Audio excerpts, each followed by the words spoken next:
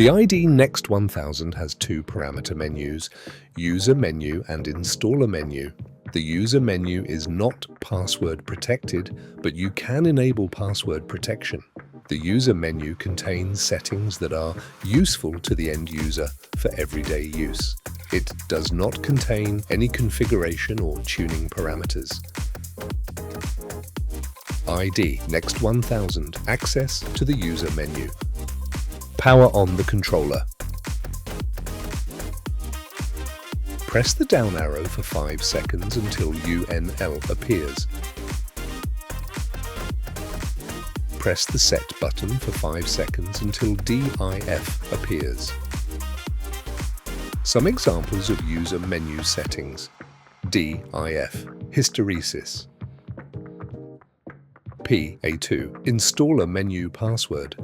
PS1, User Menu Password.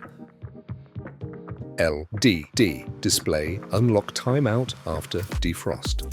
DDL, Display Lock Mode during defrost. Configure the User Menu Password. Press the down arrow for 5 seconds until UNL appears. Press and hold the Set button for 5 seconds until DIF appears. Scroll through the menu to PS1. Press Set. Use the arrow keys to enter the desired value. Confirm by pressing Set. Remove power supply. Power on the controller.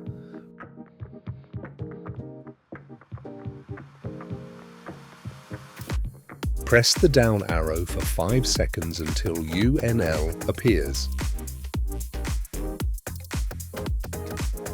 Once you've set the PS1 password, the access to the user menu will be secured.